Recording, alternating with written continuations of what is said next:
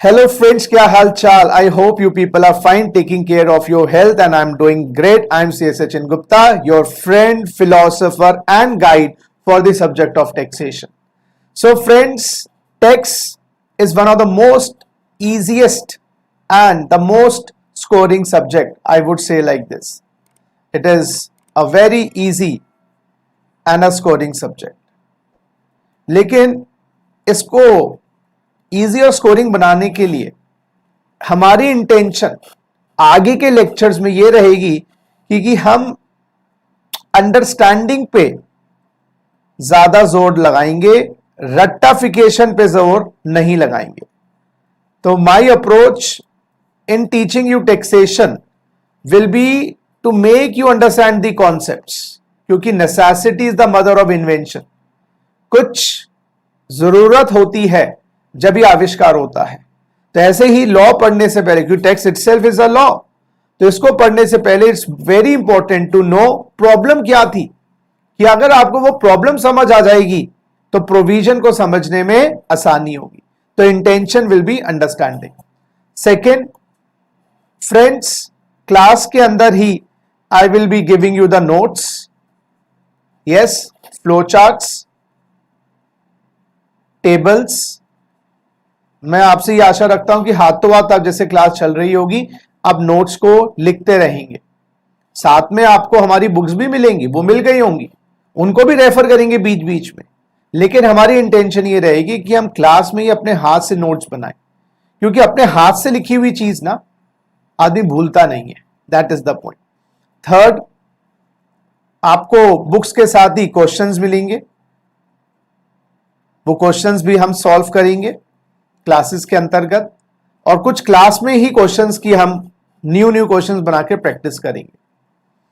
और सिलेबस खत्म होने के बाद एग्जाम से पहले हमेशा की तरह मेरा रिवीजन लेक्चर्स या तो लाइव बेसिस पे या रिकॉर्डेड बेसिस पे आपको भी प्रोवाइड होंगे. तो अगर हम इतना कर लेते हैं तो हमारे 150 नंबर आ जाएंगे.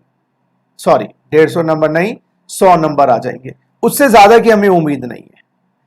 तो दोस्तों, इंटेंशन मैंने आपको पहले ही बता दिया. टैक्स पढ़ने की यही रहेगी कि हम उसके ABC पर पहुंचे. अगर हम उस पर पहुंच गए तो ये जर्नी है हमारी टैक्स की बहुत ही अच्छी और सुखद रहने वाली है. तो आज की जो क्लास है, जो आपकी आज पहली क्लास है, आप पहली बार मुझे इस मोड में देख रहे होंगे, तो या मुझे पहले भी देखा होगा. तो आज हम करने वाले हैं बेसिक कॉन्सेप्ट्स. बेसिक कॉन्सेप्ट्स, नींव डालने वाले हैं हम आज, फाउंडेशन डालने वाले हैं. क्योंकि अगर अच्छी फाउंडेशन बनती है ना तो इमारत भी अच्छी रहती है. तो बेसिक कॉन्सेप्ट्स में हम क्या करने वाले हैं, कुछ अहम बातें मैं आपको पढ़ाने वाला हूं. उसके बदौलत आप आगे के जर्नी आपको समझ आएगी. पहला मेरा क्वेश्चन आप लोगों से है, व्हाट इज टैक्स? टैक्स क्या होता है? What is tax? मेरा आप लोगों से पहला क्वेश्चन, व्हाट इज टैक्स? हाँ जी, आपने सुन रखा होगा A tax, B tax, C tax, बहुत टाइप के टैक्सेस होते हैं. टैक्स होता क्या?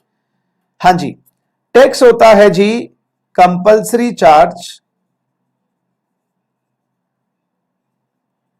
levied by the government under any law. दोस्तों, टैक्स की डेफिनेशन याद करिएगा. टैक्स कंपल्सरी चार्ज है जो सरकार द्वारा लगाया जाता है किसी भी कानून के अंतर्गत. फ्रेंड्स, कंपल्सरी से हमारा मतलब ऑप्शनल होता है, मैंडेटरी होता है. मैंडेटरी यानी कि ये आपकी चॉइस पे नहीं है. अगर आप टैक्स के दायरे में आ गए तो आपको देना ही पड़ेगा, आप बच नहीं सकते. ये कोई आपका फेवरेट फूड नहीं है कि लॉकडाउन हो गया आपने नहीं खाया, बाकी देखिए. चार्ज का मतलब जो होता है, जो आप पे लगाया जा रहा है, ये मॉनेटरी चार्ज होता है. राजा रजवाड़ों के टाइम पर ना लगान लगाया जाता था. उस वक्त किसान फसल का हिस्सा सरकार को दे देता था, क्योंकि वहां पर करेंसी का प्रचलन नहीं था. जो नाचने वाला है वो राजा के दरबार में जाके एक नाच की परफॉर्मेंस, डांस की परफॉर्मेंस दियाता था। कुम्हार जो घड़े बनाता था वो राजा को घड़े दियाता था। तो उस प्रकार से इन काइंड होता था। लेकिन जब करेंसी आ गई है तो ये नहीं कि मैं जाके राजा के बच्चों को पढ़ा के आऊंगा टैक्स, मैं करेंसी के रूप में कैश हो, चेक हो, डिमांड ड्राफ्ट हो, ऑनलाइन पेमेंट्स हो, वो कर दूंगा। तो जो टैक्स होता है वो मैंडेटरी है और मॉनेटरी है। इट्स नॉट कि आप किसी को झप्पी देकर आप टैक्स की अदायगी कर सकते हो, नहीं। लेवीड बाय द गवर्नमेंट, इसका जो लगाने का पावर है वो सरकार के पास है। सरकार या तो राज्य सरकार हो सकती है या केंद्रीय सरकार हो सकती है। तो या तो वो सेंट्रल गवर्नमेंट होगी या स्टेट गवर्नमेंट होगी। तो कुछ टैक्सेस हैं जो सेंट्रल गवर्नमेंट लगाती है, कुछ टैक्सेस स्टेट गवर्नमेंट लगाती है। अच्छा, ये कैसे पता चलेगा कौन से टैक्सेस सेंटर के पास है, कौन से टैक्सेस स्टेट के पास है? ये हमारे कॉन्स्टिट्यूशन के अंदर लिखा है। कॉन्स्टिट्यूशन के अंदर लिखा है। कॉन्स्टिट्यूशन के जो 7th शेड्यूल है, कॉन्स्टिट्यूशन का जो 7th शेड्यूल है उसके अंदर 3 लिस्ट्स हैं। 3 लिस्ट्स हैं, 3 लिस्ट बनाई गई है। कैटेगरीज कह लीजिएगा, union list, state list, concurrent list. Union list, state list, concurrent list. Union list में जो आइटम्स हैं उस पे सेंट्रल गवर्नमेंट कानून ला सकती है। जैसे मैं आपको छोटी सी बात समझाऊं, घर के अंदर माता पिता, कुछ कार्यक्रम माता जी के होते हैं, कुछ कार्यक्रम पिताजी के होते हैं। क्या मतलब? कुछ काम फादर करेंगे, कुछ काम मदर करेंगी, और कुछ काम जैसे अभी लॉकडाउन हुआ था उस टाइम पर दोनों करेंगे मिलजुल कर। इनफैक्ट आपने भी शेयर किया होगा रिस्पॉन्सिबिलिटी, मैंने भी किया था घर का काम, तो भाई अभी तक याद है, जिंदगी में नहीं किया।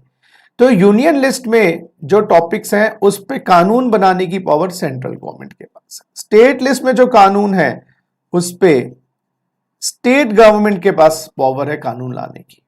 और जो कॉन्करेंट CONCURRENT कॉन्करेंट लिस्ट में आइटम्स हैं उस पे सेंट्रल और स्टेट दोनों सरकारें लॉ ला सकती हैं। तो यानी कि जो लॉ लाने की पावर है या कानून बनाने की पावर है, हमारे संविधान ने केंद्र सरकार और राज्य सरकार को दी। केंद्र सरकार यूनियन लिस्ट के आइटम्स पे लॉ लाएगी, राज्य सरकार स्टेट लिस्ट के आइटम्स पे लॉ लाएगी, और जो कॉन्करेंट लिस्ट है उस पे दोनों सरकारें मिलजुल के लॉ ला सकती हैं। जैसे मैं आपको बताऊं, एजुकेशन, मैरिज, ये 2 टॉपिक, और भी टॉपिक्स हैं, 2 टॉपिक्स ऐसे हैं जो कॉन्करेंट लिस्ट में है। तो शिक्षा और शादियों पे अगर कोई प्रतिबंध लगाना है, कोई लॉ लाना है, तो राज्य और सेंट्रल गवर्नमेंट दोनों ला सकते, सेंट्रल और स्टेट को। चलिए, तो टैक्स कौन लगाएगा? सेंटर या स्टेट गवर्नमेंट, कानून बनाने की पावर उनके पास है। अंडर एनी लॉ टैक्स मुजमानी नहीं होगा, वो रिटर्न फॉर्म में होगा और अप्रूव्ड होगा सरकार द्वारा, जब ही तो लॉ बना। क्योंकि भाई कल मोदी जी फोन करके बोल दें कि भाइयों और बहनों, मित्रों, कल से ये आपको टैक्स देना है, कोविड टैक्स देना है, हर इंसान को देना है 100-100 रुपए का। आप डोनेशन के लिए तो मांग सकते हो, लेकिन आप फोर्स नहीं कर सकते, क्योंकि उसके लिए आप बोलोगे कोविड टैक्स का कोई कोविड एक्ट है क्या, कोई लॉ बना हुआ है क्या? तो लॉ पहले लाना पड़ेगा, फिर टैक्स लगेगा। क्योंकि हिंदुस्तान में कुछ भी होगा उसके पीछे कोई रिटर्न रूल्स एंड रेगुलेशंस होंगी, वो रिटर्न होगा और अप्रूव्ड होगा एक प्रोसीजर से। हाँ, वो जो अप्रूवल का प्रोसीजर है कोई ना कोई फॉलो किया गया होगा। तो ऐसे टैक्स लगाने के पीछे कोई ना कोई लॉ होगा। और return form of law and approved form of law is known as act. Act ही तो होता है वो। अगर यानी कि इनकम टैक्स लॉ के पीछे होगी इनकम टैक्स एक्ट। तो अगर आपसे कोई बोले इनकम टैक्स कहां लगाया जाएगा, आप बोलोगे जी इनकम टैक्स के लॉ में लिखा होगा। और इनकम टैक्स का लॉ कहां होगा? इनकम टैक्स एक्ट में होगा। जैसे जैसे चालान काटे जाते हैं, पुलिसमैन अंकल काटते हैं, वो मोटर व्हीकल लॉ में होगा। मोटर व्हीकल लॉ में हो सकता है 5-6 एक्ट्स हो। देखो समझे, लॉ एक वाइडर टर्म है ना। एनवायरमेंटल लॉज, अब मैं बोलूं लेबर लॉज, तो लेबर लॉज के अंदर क्या होगा? लेबर की बहुत सारी एक्ट्स आएंगे, उसमें प्रोविडेंट फंड एक्ट भी आएगी, वेजेस एक्ट भी आएगी उसके अंदर अभी ग्रेचुटी एक्ट भी आएगी। समझिए मेरी बात। अगर मैं बोलता हूं टैक्स लॉज तो उसमें बहुत सारे टैक्स आएंगे। मैं बोलूं इनकम टैक्स लॉ तो उसमें तो इनकम टैक्स एक्ट ही आएगी। बात समझने की कोशिश करो। तो दोबारा से रिपीट करते हैं। टैक्स क्या है? मैंडेटरी ऑप्शनल है? मैंडेटरी। चार्ज है मॉनेटरी या नॉन मॉनेटरी? जी मॉनेटरी। सरकार लगाती है, गैर सरकारी संस्थाएं भी टैक्स लगाती हैं। बीड़ू तेरा गेम बजा देंगे, टैक्स दे दे ये वाला, वो टैक्स नहीं है, वो हफ्ता है और वो सरकार नहीं लगाती। आप चैलेंज कर सकते हो लेकिन हिम्मत नहीं होती किसी में, वो बात अलग है। लेकिन कानून के बाद जाके आप बोल सकते हो, तो वो गैर कानूनी है। टैक्स कानूनी होता है। तो कानून कौन बनाएगा? या तो राज्य सरकार का टैक्स होगा या स्टेट गवर्नमेंट का। अंडर एनी लॉ कोई भी टैक्स ज्यादातर राज्य या सेंट्रल गवर्नमेंट लगाएगी तो किसी कानून के अंतर्गत लगाएगी और वो कानून के पीछे कोई ना कोई एक्ट होगी और एक्ट के पीछे कोई ना कोई प्रक्रिया होगी। तो मैं अब आपको थोड़ी सी अहम बात बता रहा हूं, लॉ वर्सेस एक्ट।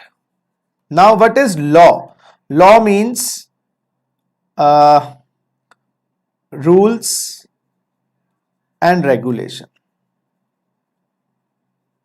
और वो written form of rules and regulations, written form of rules and regulations passed by government. मैं एक छोटा सा आपको समझाने की बात बताता हूं। मेरी क्लासेस हो रही हैं, फेस टू फेस हो रही हैं, बच्चे उसमें बहुत शोर मचा रहे हैं, गाना गा रहे हैं, सीटी बजा रहे हैं।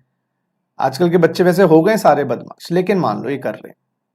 तो मेरे मन में आया कोई ना कोई कानून होना चाहिए, कोई ना कोई रूल्स एंड रेगुलेशंस होने चाहिए। ऐसा नहीं कि कोई कब क्लास में आ जाए, क्लास में चला जाए, शोर मचाए, सीटी बजाए, ऐसा अलाउड ही नहीं होना चाहिए। तो हमने मैनेजमेंट से बात करी और बोला कि कोई ना कोई कानून होना चाहिए। लेकिन ये लॉ हो गया, लेकिन कानून कैसे होगा? उसके लिए कोई प्रक्रिया हमें चाहिए होगी, कोई बुक बना के रखनी पड़ेगी, रूल बुक, जिसमें रूल नंबर 1 एक्ट, ये सेक्शन नंबर 1, ये सब चीजें लिखी हुई होंगी। उस बुक बनाने के लिए हमें 5-6 काम करने पड़ेंगे, मीटिंग्स बुलानी पड़ेंगी मैनेजमेंट की, डायरेक्टर्स की, कंपनी की, उनको अपनी प्रॉब्लम्स रखनी पड़ेंगी। फिर वो एक ड्राफ्ट रेडी करेंगे कि चिल्ड्रन विल, क्लास अगर 10 से 12 की है, children will come at 10 o'clock and will not leave before 12 until unless बहुत सीरियस बात हो, will not make any noise. If they make noise, they will be thrown out of the class and a fine of 1000 rupees will be levied. कोई director इसको approve करेगा, कोई director कहेगा company का, मान लो कोचिंग इंस्टीट्यूट की बात हो रही है, तो कोई कहेगा जी ना हम तो नहीं मानते इस बात को। हाँ, फिर हम वोटिंग करवाएंगे उस रूल्स के ऊपर, ये जो हमने बनाए हैं। मेजॉरिटी ने कहा यस, तो हम उसको पास कर देंगे, कंपनी का जो ऑफिशियल है वो साइन कर देगा उसके ऊपर और मान लेंगे कि हमारी रूल बुक बन गई, और उन बुक्स को छाप देंगे किताब के रूप में और अपने बच्चों को भी प्रोवाइड कर देंगे और एक हम अपनी क्लास में भी रख देंगे। हम उसका पीडीएफ भी बना लेंगे, ऑनलाइन भी भेज देंगे। अब क्या हो गया दोस्तों? तो कानून जो हमने बनाया वो लागू हो गया, क्योंकि अगर हम वो प्रोसेस फॉलो नहीं करते और बच्चों को बोलते रहते बेटा शोर ना बचाओ, शोर ना बचाओ, शायद ही कोई उसका पालन करता। और वो जो हमने रूल्स बना लिए, हमने दरबान को भी बता दिया, अपने ऑफिस स्टाफ को भी बता दिया, जो बच्चा उल्लंघन पाए जाए आप वसूल लेना, उससे 2 थप्पड़ भी मार देना। थप्पड़ नहीं मार सकते आजकल के बच्चों को, वो बात अलग है। तो इसी प्रकार से अगर हम टैक्स पढ़ेंगे तो कोई ना कोई कानून के अंतर्गत होगा और कानून के पीछे कोई ना कोई प्रोसेस होगा जो एक्ट बन गई होगी। अच्छा, तो अगर मान लीजिए एक्ट बनानी है, मान लीजिए किसी भी मुद्दे पे एक्ट बनानी, सरकार को बनानी, अब मेरी बात छोड़ दो, हमें अपनी क्लासेस की एक्ट बनानी है वो छोड़ दो। अब एक्ट बनानी है तो हम क्या करें? सबसे पहला काम क्या होता है, सुनिएगा। गवर्नमेंट को कोई मुद्दे पर कानून लाना है, जैसे ब्लैक मनी पे आज से 5-6 साल पहले की बात है, जब वो कौन थे वो, हमारे नाम भूल रहा हूं मैं, अन्ना हजारे जी, वो लोकपाल के ऊपर कानून लाना चाहते थे, सड़कों पे अनशन हो रहा था, तो सरकार ने कहा सड़कों पे नहीं कानून बनता, कानून के लिए प्रोसीजर रहता है, आप डिस्कस करो। तो सबसे पहले how to form a law कैसे बनाया जाए, उसकी प्रक्रिया क्या है। सबसे पहले एक बिल लाया जाएगा। बिल क्या होता है? एक ड्राफ्ट होता है, रफ आइडिया होता है कि हम इस तरीके से चीजें लेके आना चाहते हैं। किस पे ये लागू होगा, कितनी फाइन होगी, कितनी पेनल्टी। बिल को लोकसभा में रखा जाता है। लोकसभा में वो हमारे सांसद होते हैं ना, मेंबर ऑफ पार्लियामेंट्स, जो चुन के आते हैं, 540 हैं शायद हमारे देश में। फिर राज्यसभा में रखा जाता है। लोकसभा में फिर डिस्कशन होती है, पॉलिटिकल पार्टीज वोट करती हैं। इसी प्रकार से राज्यसभा में भी डिस्कशंस होती हैं और वहां पर वोटिंग होती है, और फिर वो चीज पहुंचती है हमारे माननीय प्रेसिडेंट साहब के पास। प्रेसिडेंट साहब उस पे अपने हस्ताक्षर कर दें, अपनी एसेंट दे दें, तो फिर वो बिल बन जाता है एक्ट। तो यानी कि जो हमें कानून लाना था वो शुरू हुआ बिल से। हाँ जी बिल्कुल, कानून जो लाना था शुरू हुआ बिल से और खत्म हुआ एक्ट पर, और जब वो एक्ट बन गया तो हमारे देश में वो एप्लीकेबल हो गया। ये कानून बनाने की प्रक्रिया जो मैंने आपको बताई, ये सेंट्रल गवर्नमेंट के कानून था, केंद्र सरकार का, जो एप्लीकेबल होगा होल ऑफ इंडिया। अब तो आर्टिकल 370 हट गया, तो पहले तो ये था कि कश्मीर में जब लागू होगा जब कश्मीर सरकार की अनुमति हो। अब तो आर्टिकल 370 है ही नहीं, तो यानी कि सेंट्रल गवर्नमेंट जो भी कानून बनाएगी देश में लागू हो जाएगा अगर प्रेसिडेंट साहब ने उसको साइन कर दी। अच्छा, अगर स्टेट गवर्नमेंट लॉ लाएगी, स्टेट गवर्नमेंट का भी प्रोसेस मिलता जुलता है, वो भी बिल लाएगी। दिल्ली की बात करें तो केजरीवाल साहब हो गए, और हरियाणा की बात करें खट्टर साहब हो गए, यूपी की बात करें तो योगी सरकार हो गई, है ना, पंजाब की बात करें तो कैप्टन अमरिंदर सिंह जी हो गए। तो स्टेट गवर्नमेंट कानून लाएगी तो सबसे पहले बिल लाना पड़ेगा। बिल को स्टेट लेजिस्लेचर में रखा जाएगा। स्टेट लेजिस्लेचर, जैसे लोकसभा होता है ना स्टेट लेजिस्लेचर, वैसे कहीं कहीं जगह विधानसभा, विधान परिषद को विधानसभा कहा जाता है, स्टेट लेजिस्लेचर, विधानसभा, विधान परिषद, और स्टेट लेजिस्लेचर के पास, गवर्नर के पास जाता है साइन होने के लिए। तो केंद्र सरकार के जो कानून है वो प्रेसिडेंट के पास जाते हैं, और राज्य सरकार के गवर्नर के पास। गवर्नर सेंट्रल गवर्नमेंट द्वारा नियुक्त अथॉरिटी है। तो यहां पर डिस्कशन होता है और वोटिंग होती है। स्टेट लेजिस्लेचर के लिए स्टेट असेंबली कह लीजिए, और फिर वो बन जाता है एक्ट। और ये स्टेट गवर्नमेंट का एक्ट एप्लीकेबल इन स्टेट होता है, एप्लीकेबल इन स्टेट होता है। तो जो स्टेट गवर्नमेंट के कानून है वो स्टेट में लागू होंगे। हमारे सिलेबस में जब हम सीए करते हैं, सीएस करते हैं, या कोई प्रोफेशनल कोर्स करते हैं, वो स्टेट लेवल एग्जाम्स नहीं होते। जितने भी हम कोर्सेज करते हैं, these are not state level exam, these are central level exams, पूरे देश में होते हैं। तो ज्यादातर हमारे कभी भी सिलेबस में स्टेट लेवल की एक्ट्स नहीं होती कि दिल्ली की कोई एक्ट आ जाए।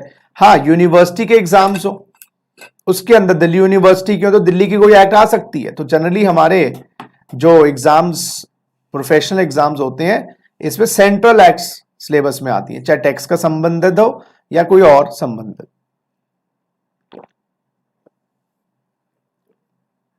तो कहने का मतलब क्या हुआ, स्टेट गवर्नमेंट का भी प्रोसेस मिलता जुलता ही है, और फिर ये जो एक्ट बन जाती है एप्लीकेबल हो जाती है स्टेट में। समझ आ गई बात? तो एक बार फिर रिवाइज करिएगा। टैक्स क्या चीज है जी? सर मस्त चीज है। अरे वो तो है, कंपल्सरी है, मैंडेटरी है, मॉनेटरी है, सरकार लगाती है किसी ना किसी कानून के अंतर्गत, और कानून की पावर सेंट्रल गवर्नमेंट, स्टेट के पास है, और उसका एक प्रोसीजर है। और जब तक एक्ट नहीं होगी, कानून नहीं होगा तो वो एप्लीकेबल देश में कैसे होगा? फिर टैक्स देगा नहीं कोई। दूसरी बात, question number 2, what are two forms of taxes? What are two forms of taxes? Taxes के ना दो मेजर कैटेगरीज हैं। यस, हम टैक्सेस को दो मेजर कैटेगरी में डिवाइड कर सकते हैं। एक होता है डायरेक्ट टैक्स, और दूसरा होता है जी इनडायरेक्ट टैक्स। तो we can divide taxes into two, direct tax और indirect tax.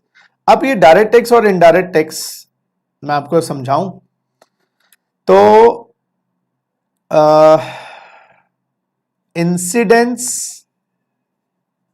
And impact on same person, जिसकी करनी उसकी भरनी, सीधी सी बात मैं ये बोलता हूं। और इनडायरेक्ट टैक्स क्या होता है? Incidence and impact on different person, incidence and impact on different person, या इसको आप कह सकते हैं इम्पैक्ट का मतलब होता है जिस पे लगाया गया, और इंसिडेंस का मतलब क्या होता है?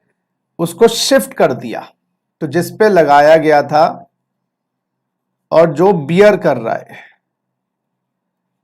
तो इंसिडेंस जो उसको बियर कर रहा है, लेवी जिस पे इंपैक्ट है, तो इंसिडेंस किस पे है? बॉर्न, जो बियर करेगा, टैक्स को बियर करेगा। अभी समझाता हूं। और इंपैक्ट मतलब लेवी।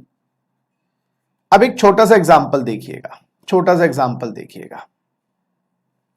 हमारे रामलाल साहब हैं,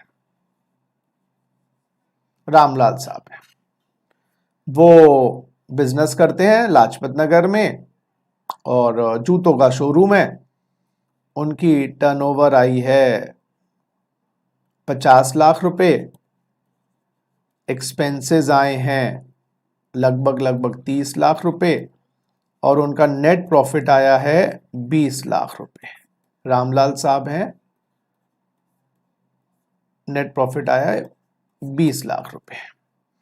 अब ये 20 लाख रुपए में से कुछ हिस्सा घर के लिए निकालते हैं, होम, अपनी भाग्यवान, मेहरबान, कदरदान उनके लिए, तो उनको देते हैं अप्रॉक्स 10 लाख रुपए हाउस होल्ड खर्चों के लिए।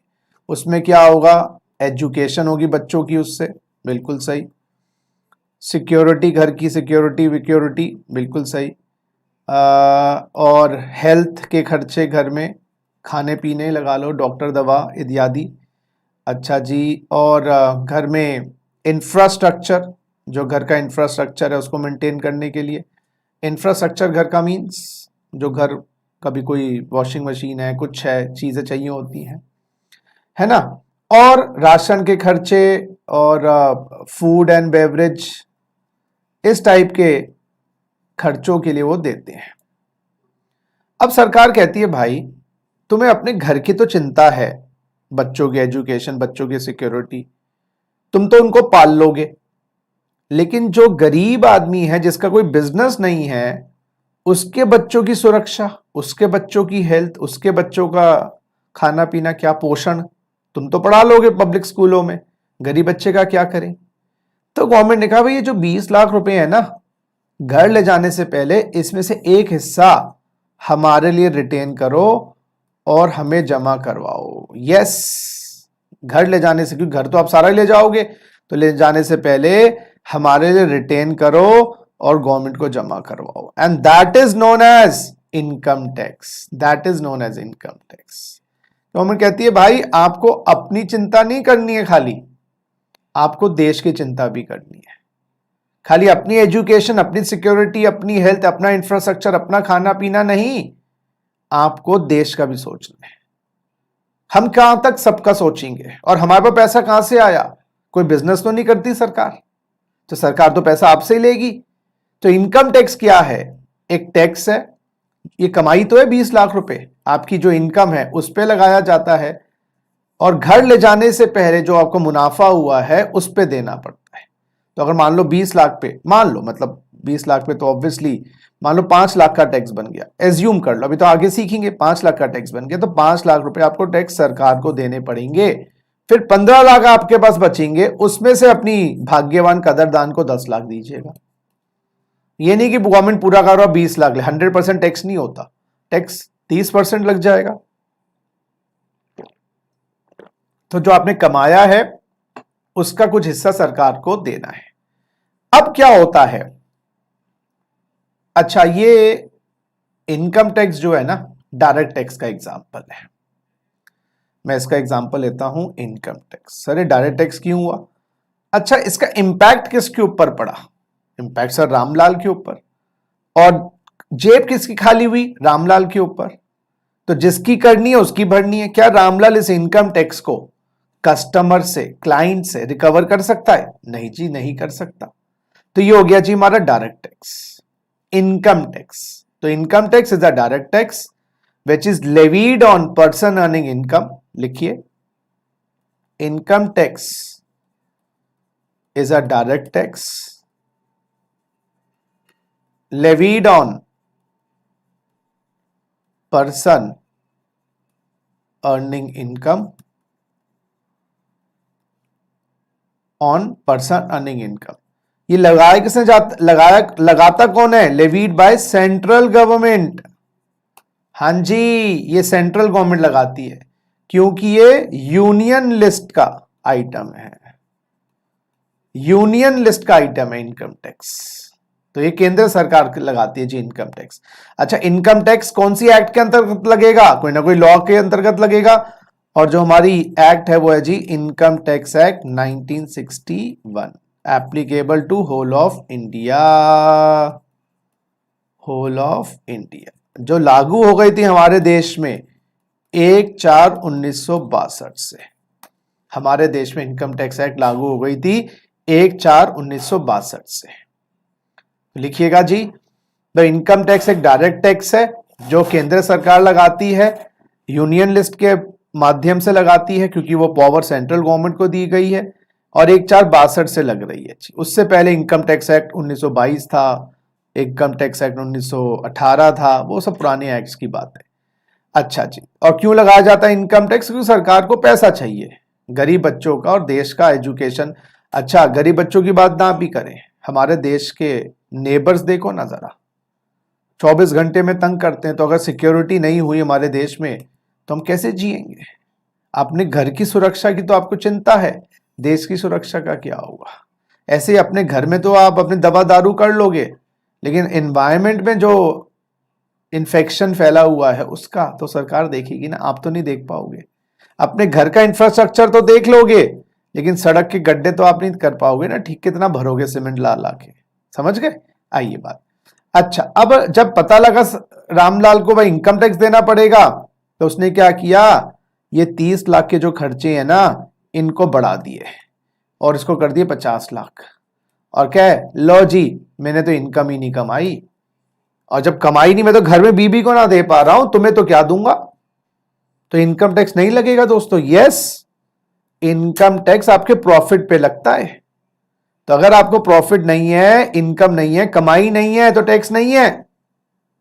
क्योंकि इनकम टैक्स इसलिए सबसे ज्यादा देश में चोरी किया जाता है क्योंकि एक तो वो डायरेक्ट टैक्स होता है, आप पे लगाया गया, आप ही को देना है, आप गायब कर जाओगे।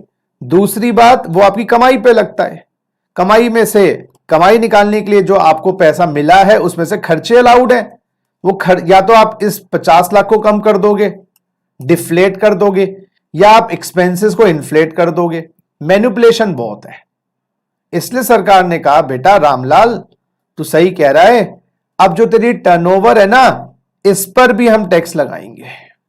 तेरी कमाई ना हो, टर्नओवर तो दिखाओगे, क्योंकि जब आप बैठे हो तो आपको टर्नओवर में कितना छुपाओगे, तो गवर्नमेंट कहता है टर्नओवर पे भी टैक्स लगेगा। रामलाल कहता है दुहाई हो सरकार, दुहाई हो, लुट जाऊंगा, बर्बाद हो जाऊंगा, मर जाऊंगा, मेरी इनकम पे भी टैक्स कटन। गवर्नमेंट कहते हैं ऐसा कर, इनकम का टैक्स तो तू खुद अपनी जेब से देता है, ये जो तेरी टर्नओवर पे टैक्स लगाया है ना, ये जो हमने तेरी टर्नओवर पे टैक्स लगाया है, ये टैक्स ऐसा कर अपने बिल में लिख दियो। बिल में जब तो जूते या जूतियां बेचता है ना, बिल में लिख दियो, और ये कस्टमर से ले लियो। अगर जूता बेचा 1000 रुपए का और 12% टैक्स है, तो तू भाई 1120 रुपए ले लियो। अगर टैक्स 5% लगाया, 1000 रुपए का जूता बेचा, तो गवर्नमेंट कहती है 1050 ले लियो। और इस टैक्स को बोलते हैं जी जीएसटी। इस टैक्स को बोलते हैं जीएसटी।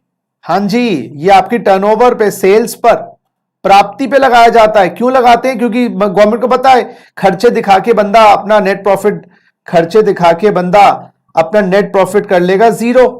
तो गवर्नमेंट कहती है यहां पर टैक्स इवेजन बहुत होता है, इसलिए गवर्नमेंट ने कहा कि भाई सुनो, टर्नओवर पे टैक्स लगाएंगे। ये होता है इनडायरेक्ट टैक्स। हां जी, ये होता है जीएसटी। जो आपका जीएसटी है वो इनडायरेक्ट टैक्स है, क्योंकि इनडायरेक्टली देना है, डायरेक्टली नहीं देना है आपको कस्टमर से, क्लाइंट से लेकर देना है, आपको पिंच नहीं होता। तो अब चोरी भी नहीं करोगे, तुम्हारी जेब कोई खाली हो रही है। पड़ोसी लूटता है, लूटने दो, हमें अपनी लूट से बचाना है ना। तो गवर्नमेंट को पता था, तो जीएसटी में, अच्छा जीएसटी का लेवी किसके ऊपर है? रामलाल के ऊपर, है ना भाई। और इसको बियर कौन करेगा, बॉर्न कौन करेगा, मतलब भार किसके ऊपर होगा, इंसिडेंस किसके ऊपर होगा, कस्टमर के ऊपर। तो तुम लगा लोगे, इसमें टैक्स एवेजन कम होती है। डायरेक्ट टैक्स में टैक्स, जब तो डायरेक्ट टैक्स हमारे देश में 5% की आबादी देती है, खाली 130 करोड़ में 5 या 6% देते हैं बस। ये तो थोड़ा डीमोनेटाइजेशन के बाद लोगों ने देना स्टार्ट किया, अदरवाइज तो हमारे देश में इनकम टैक्स देने की तो कल्चर ही ना है। अरे कमाई ना है, किसी भी आप बात करो बंदे से, मंदी चल रही जी, मंदी चल रही, कमाई ना है, कमाई ना है। साल की टर्नओवर होगी 100 करोड़ की, कमाई ना आती जी, खर्चे बहुत हैं, चक्कर ही है। तो जो इनकम टैक्स है वो आपकी कमाई पे लगता है, डायरेक्ट होता है क्योंकि आप पे लगाएगा, आप ही को देना और कमाई पे देना है, मैनिपुलेशंस है। इनडायरेक्ट टैक्स में थोड़ी कम मैनिपुलेशन, देखो करने वाले तो कुछ भी करती हैं, बड़े से बड़ा ताला भी तोड़ देगा, लेकिन सरकार तो काम करेगी ना। तो जीएसटी होता है इनडायरेक्ट टैक्स, और कहीं ना कहीं यही हमारे दो मेन प्रमुख टॉपिक भी हैं सिलेबस के, ठीक है ना जी। तो what are the two types of taxes, direct tax, indirect tax. Direct tax आपकी कमाई पर कहीं ना कहीं आप पे लगाया जाता है, प्रॉफिट पे देना होता है। टर्नओवर पे जो टैक्स है, जो इनडायरेक्टली देना है, कस्टमर से लेकर देना है, वो आपको जीएसटी के नाम से पहचाना जाता है। नेक्स्ट, तीसरी बात, देखो ये अहम बातें पढ़ना बहुत इंपॉर्टेंट है, इसके बिना क्लैरिटी नहीं आती। तीसरी बात, why are taxes levied, why are taxes levied. अब आपको समझ आ जाएगी सरकार टैक्सेस क्यों लगाती है। देखो जी, रीजन में ना, पहला रीजन तो मैंने बता दिया, revenue to the government, revenue to government, government की कमाई है जी, जब भी वो इंफ्रास्ट्रक्चर, हेल्थ, सिक्योरिटी, मेडिकल, ये सब चीजें कर पाएगी, खाना पीना, एजुकेशन। तो गवर्नमेंट को अगर रेवेन्यू नहीं मिलेगा तो गवर्नमेंट तो भाई बैंकरप्ट हो जाएगी, ठीक है ना। दूसरा रीजन है टैक्स का, repricing, repricing of goods and services. ये रीजन इनडायरेक्ट टैक्स के लिए होता है, या ये कह सकते हैं ये इनडायरेक्ट टैक्सेस पूरा करते हैं गवर्नमेंट का काम। रीप्राइसिंग यानी कि जीएसटी से government repricing of goods and services, तंबाकू है, नशीले पदार्थ है या अल्कोहल है, इनका सेवन गवर्नमेंट कम करना चाहती है, तो गवर्नमेंट क्या करती है, इनको महंगा कर देती है, टैक्स बढ़ा देती है उनके ऊपर, और टैक्स बढ़ जाता है तो महंगे हो जाते हैं, महंगे हो जाते हैं तो इनकी कंजप्शन कम हो जाती है। गवर्नमेंट को ब्रेड है, आटा है, इन पर गवर्नमेंट टैक्स नहीं लगाती है तो सस्ते रहते हैं। तो रीप्राइसिंग, गुड्स के दाम को घटाने बढ़ाने, टैक्स लगाने के पीछे वो भी रीजन है कि गवर्नमेंट टैक्स के माध्यम से देश में सप्लाई डिमांड, यस, देश के अंदर सप्लाई डिमांड की चेन को बचाती है। तो जहां लगता है सप्लाई बहुत ज्यादा हो रही है ना, और डिमांड नहीं है, तो टैक्स कम कर दो, डिमांड बढ़ जाएगी। जहां सप्लाई कम है, डिमांड बहुत है, टैक्स बढ़ा दो, उससे क्या होगा, जो डिमांड है वो थोड़ी कम हो जाएगी, सप्लाई भी तो कम है।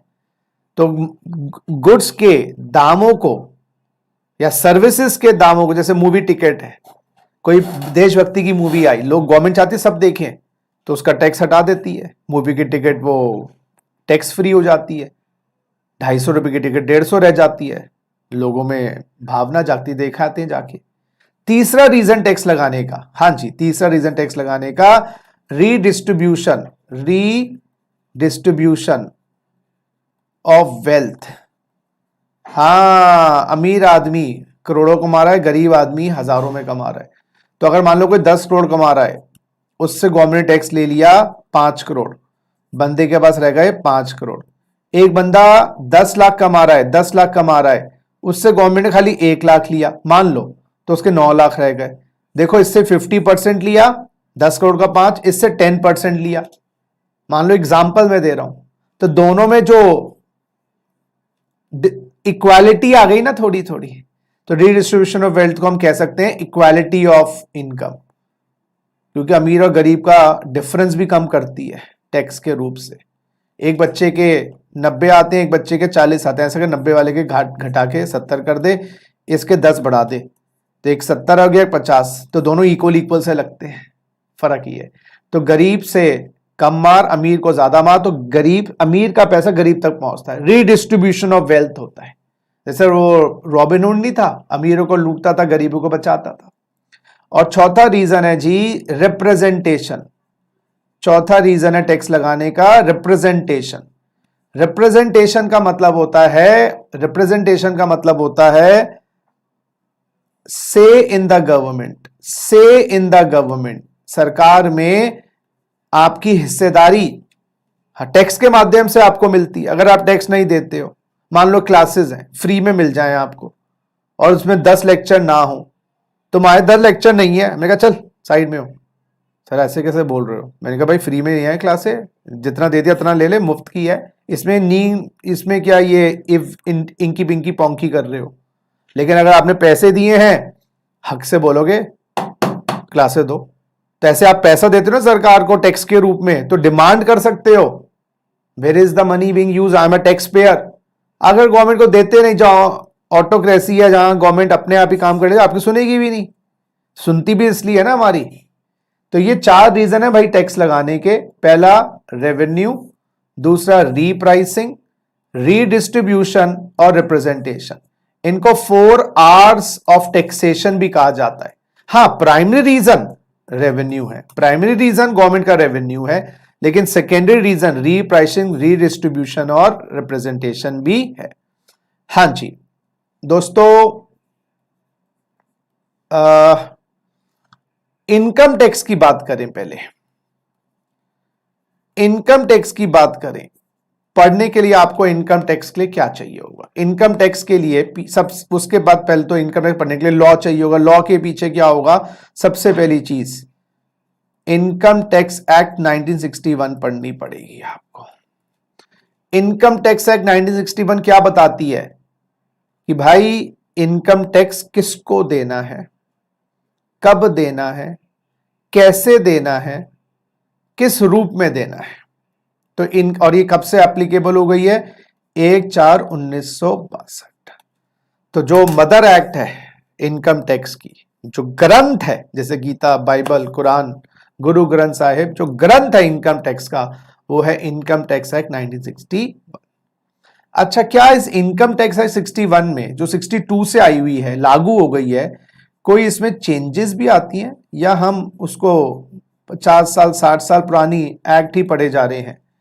गवर्नमेंट कहती है जी ये जो इनकम टैक्स एक्ट 61 है ना, सुनिएगा, जो इनकम टैक्स एक्ट 61 है ना, इसमें हर साल चेंजेस भी आती हैं, हर साल अमेंडमेंट्स भी आती है। तो चेंजेस को आप कह सकते हैं अमेंडमेंट्स। और इस अमेंडमेंट्स का प्रोसेस क्या है? देखो जी, अमेंडमेंट्स मोटा मोटा 2 तरीके से आती हैं। एक होती है एनुअल अमेंडमेंट्स, एक होती है जी एनुअल अमेंडमेंट, और एक होती है जी अदर अमेंडमेंट्स। इनकम टैक्स के अंदर जो लॉ हम पढ़ रहे हैं हर साल अपडेट होता है। अरे एंटीवायरस नहीं अपडेट होता क्या हर 10वें दिन, है ना? विंडोज सॉफ्टवेयर अपडेट नहीं होता है, तो ऐसे एक्ट भी अपडेट होती है। विंडोज 10 के बाद नया वर्जन विंडोज 11 आ जाएगा, तो अभी नया वर्जन 62 का नहीं आया। वैसे गवर्नमेंट का प्लानिंग है, जैसे जीएसटी आ गया इनडायरेक्ट टैक्सेस, उससे पहले एक्साइज कस्टम होते थे, वो वर्जन बदल गया। अभी तो जैसे वो आपका ना, नहीं, ये एंड्रॉयड के फोन्स में होता है लॉलीपॉप और वो सब वर्जन्स होते हैं। एक तो रेगुलर अमेंडमेंट्स होती है, एक वर्जन ही बदल जाए। जो एनुअल अमेंडमेंट्स इनकम टैक्स में आती है ना, वो होती हैं हर साल बजट के अंदर। बजट में होता है फिनेंस बिल। फिनेंस बिल में कमिंग फाइनेंशियल ईयर के लिए चेंजेस होती है। तो जो अमेंडमेंट्स आती हैं एनुअल अमेंडमेंट्स, वो बजट में आती हैं हर साल। बजट में होता है फिनेंस बिल और कमिंग फाइनेंस। अगर फिनेंस बिल हम बात करें 2019, तो इसमें फाइनेंशियल ईयर 19-20 की चेंजेस होंगी। अगर हम फाइनेंस बिल 2020 की बात करें, इसमें 20-21 फाइनेंशियल ईयर की चेंजेस होंगी। और कब आता है बजट? फरवरी में। तो फरवरी 2019 में फिनेंस बिल 2019 आया होगा, फरवरी 2019 में फिनेंस बिल 2019 आया होगा, वो एप्लीकेबल होगा फाइनेंशियल ईयर 19-20 के लिए। फरवरी 2020 में बजट आया, वो एप्लीकेबल होगा फाइनेंशियल ईयर 20-21 के लिए। तो बजट साल शुरू होने से पहले, वित्तीय वर्ष शुरू होने से पहले आ जाता है। तो फाइनेंस बिल 19 में फाइनेंशियल ईयर 1920 की चेंजेस, और फाइनेंस बिल 2020 में 2021 की चेंजेस। फिर ये लोकसभा, राज्यसभा और प्रेसिडेंट के पास जाता है साइन होने के लिए, और ये बन जाता है फाइनेंस एक्ट। और जब ये फाइनेंस एक्ट आ जाता है, इसकी चेंजेस एप्लीकेबल हो जाती हैं। तो मैं आपसे पूछता हूं, फाइनेंस एक्ट 2019 की चेंजेस कौन से फाइनेंशियल ईयर के लिए होंगी? Financial year 1920। फाइनेंस एक्ट 2020 की चेंजेस एप्लीकेबल होंगी फाइनेंशियल ईयर 2021। वो देख लीजिएगा आपका सिलेबस में कौन सा फाइनेंशियल ईयर है, फाइनेंशियल ईयर। ठीक है ना भाई? तो ये तो एनुअल अमेंडमेंट्स। अदर अमेंडमेंट्स होती हैं जी आपकी, अमेंडमेंट एक्ट आती हैं जी। देखो जी, ये तो बजट में आता है, बजट तो साल में एक बार आता है, सेंटा क्लॉज तो साल में एक बार आता है ना, बीच में गिफ्ट लेने का मन करे तो क्या करे। तो ये अदर अमेंडमेंट जो होती हैं, ये अमेंडमेंट बिल सरकार लाती है, जैसे वो फाइनेंस बिल होता है। अमेंडमेंट बिल को वही लोकसभा, राज्यसभा और प्रेसिडेंट के पास जाने के बाद अमेंडमेंट एक्ट बन जाती है, और वो अमेंडमेंट एक्ट फिर एप्लीकेबल हो जाती है, जिस फाइनेंशियल ईयर के लिए आई है उसी में एप्लीकेबल हो जाती है। तो बेसिकली मेजॉरिटी चेंजेस, हाँ जी, मेजॉरिटी चेंजेस साल में आ जाती हैं बजट के माध्यम से, लेकिन बीच बीच में कुछ चेंजेस अमेंडमेंट बिल के माध्यम से भी सरकार लेके आती है और लागू कर देती है। एक बात और याद रखना, दोनों में ही, चाहे अमेंडमेंट एक्ट हो या फाइनेंस एक्ट हो, पहले लोकसभा, राज्यसभा, फिर प्रेसिडेंट। यहां पर भी देखिएगा लोकसभा, राज्यसभा, फिर प्रेसिडेंट, लोकसभा, राज्यसभा, फिर प्रेसिडेंट। लेकिन एक अमेंडमेंट का तरीका होता है जी, सुनिएगा, ये मैं दूसरा अमेंडमेंट का तरीका बता रहा हूं। अदर अमेंडमेंट्स में एक तो अमेंडमेंट बिल, इसको बनाइएगा case 1, amendment bill other amendments में, और इसको बनाइएगा केस 2, केस 2 अदर अमेंडमेंट्स में। ये होता है जी ऑर्डिनेंस बिल। अरे भाई सुनो, इमरजेंसी आ गई है देश के अंदर। इमरजेंसी मींस पार्लियामेंट अभी बंद है। पार्लियामेंट आपको पता है ना, लोकसभा, राज्यसभा सेशंस में काम करती है, विंटर सेशन, समर सेशन। या गवर्नमेंट को लगता है पार्लियामेंट में हार जाएगा बिल हमारा, गवर्नमेंट को लगता है पार्लियामेंट में बिल हार जाएगा क्योंकि मेजॉरिटी नहीं है, तो गवर्नमेंट ऑर्डिनेंस के माध्यम से भी बदलाव ला सकती है। अच्छा, ऑर्डिनेंस में सीधा प्रेसिडेंट के पास ले जाते हैं, साइन करवा लेते हैं, लोकसभा, राज्यसभा की जरूरत नहीं है, और वो बन जाता है ऑर्डिनेंस एक्ट।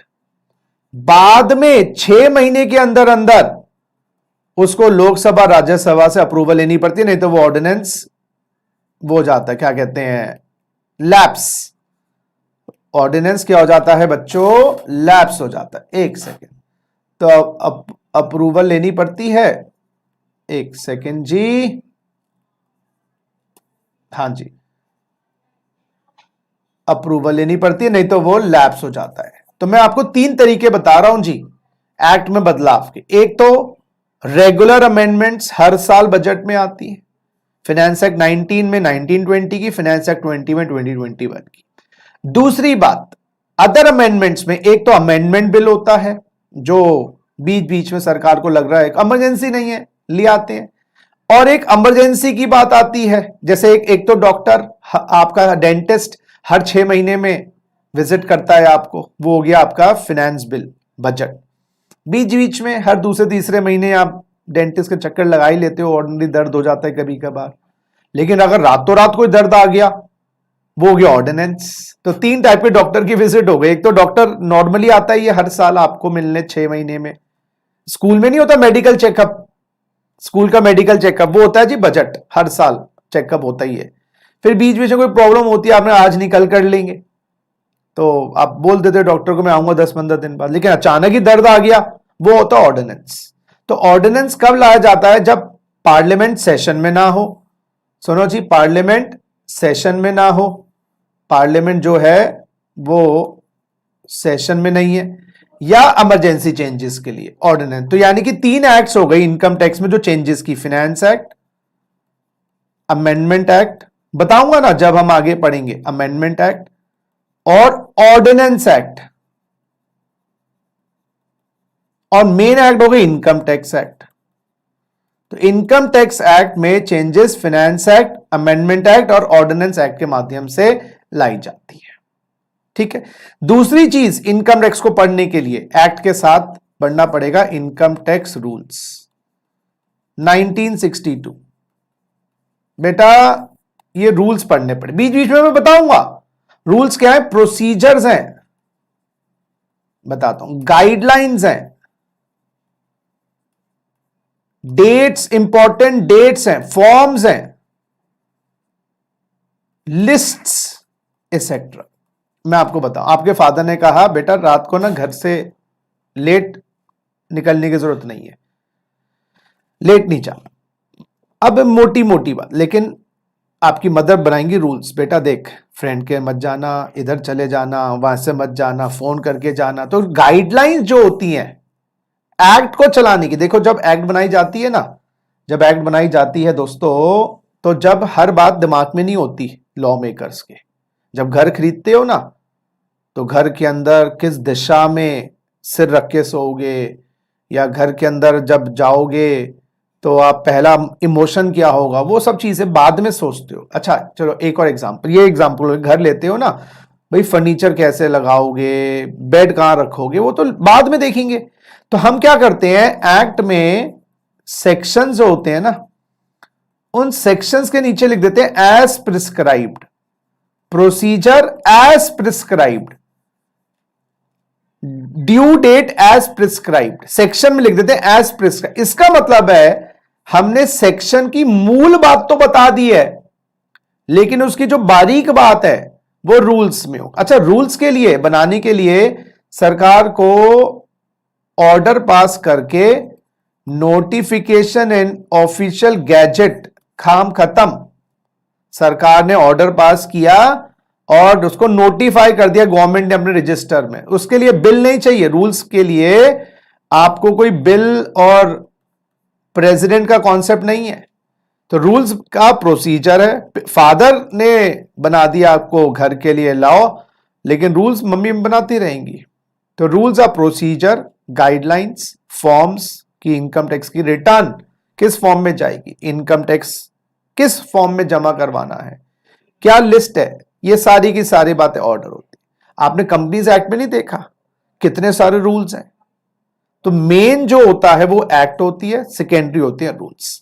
तीसरा, इनकम टैक्स को पढ़ने में आपको चाहिए बच्चों circulars issued by central board of direct taxes.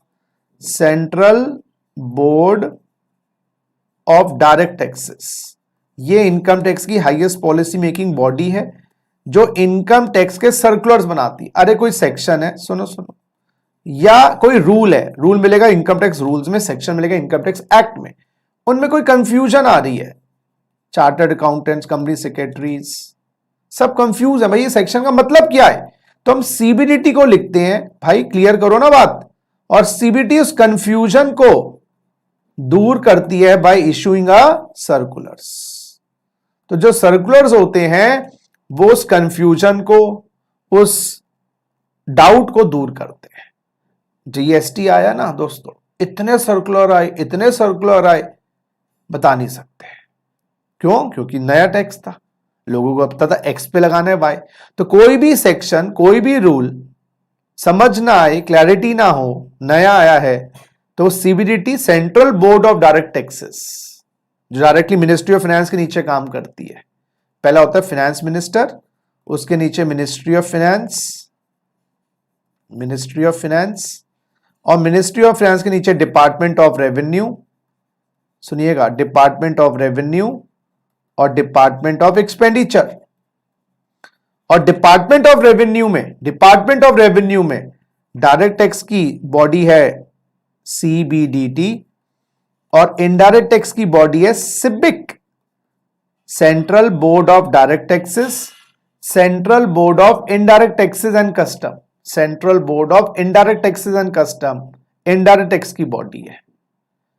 तो यही डायरेक्ट टैक्स की इनडायरेक्ट टैक्स। तो central board of direct taxes confusion को दूर करते हैं, ऐसे आईडीटी की कंफ्यूजन सिबिक दूर करता है। चौथी चीज आपको इनकम टैक्स को पढ़ने के लिए चाहिए होते हैं जी जुडिशियल डिसीजंस, कोर्ट केसेस जिनको हम कहते हैं, केस स्टडीज कह सकते हैं, कोर्ट केसेस कह सकते हैं।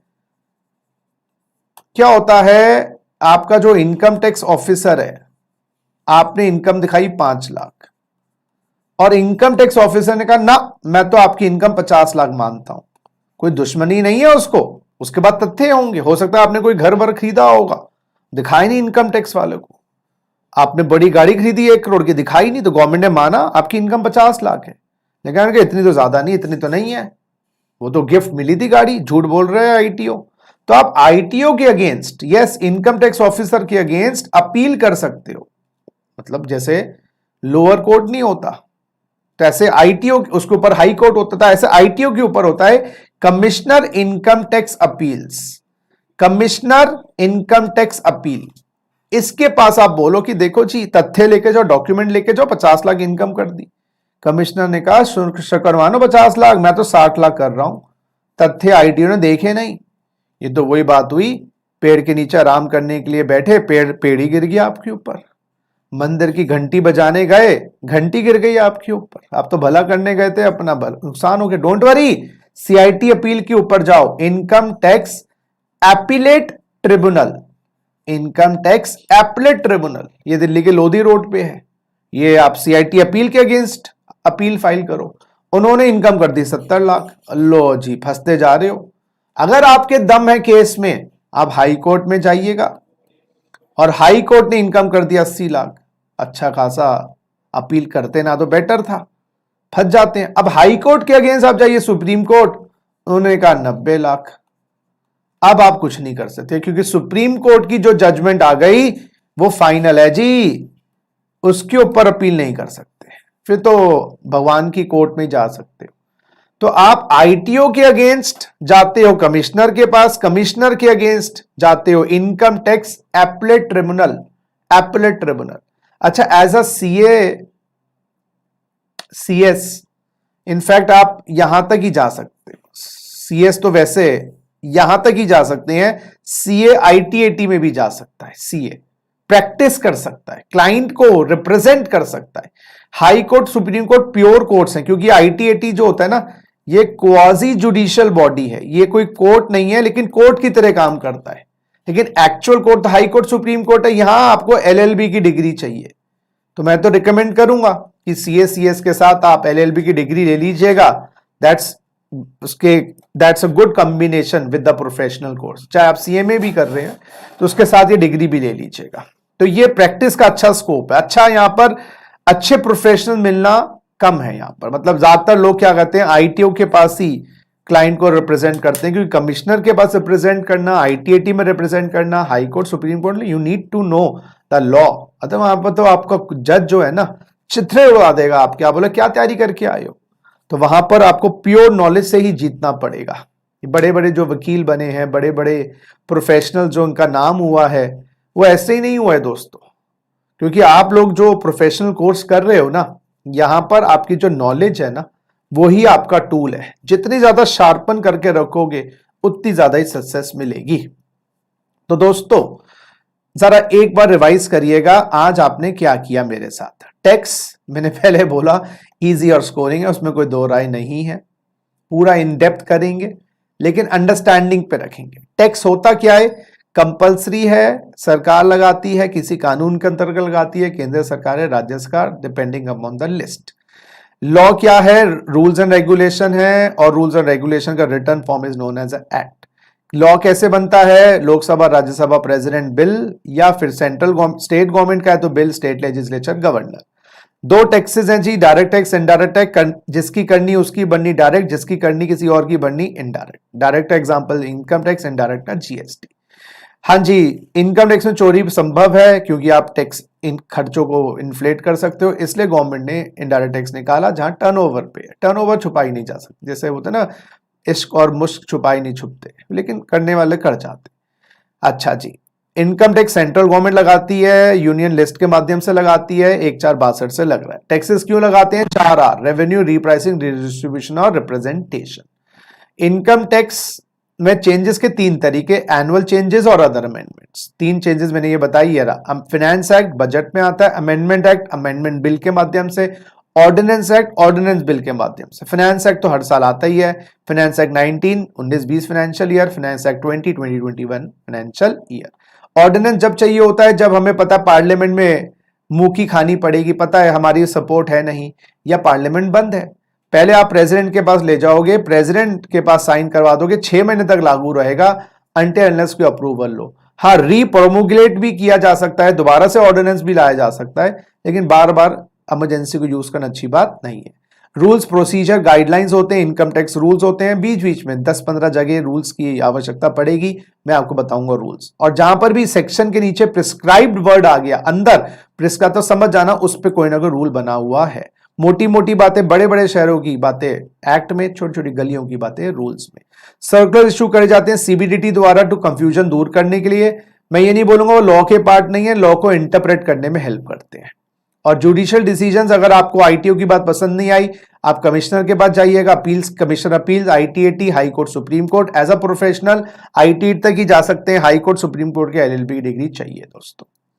तो दोस्तों ये था हमारा बेसिक कॉन्सेप्ट नंबर 1, जिसके अंदर मैंने आपको बुनियादी बातें बताई। अब आगे के बेसिक कॉन्सेप्ट 2 के अंदर हम आपको इनकम टैक्स किसको देना होता है, कैसे देना होता है, प्रीवियस ईयर असेसमेंट की बात करने वाले हैं। इसी बात पर मैं क्लास को खत्म करता हूं।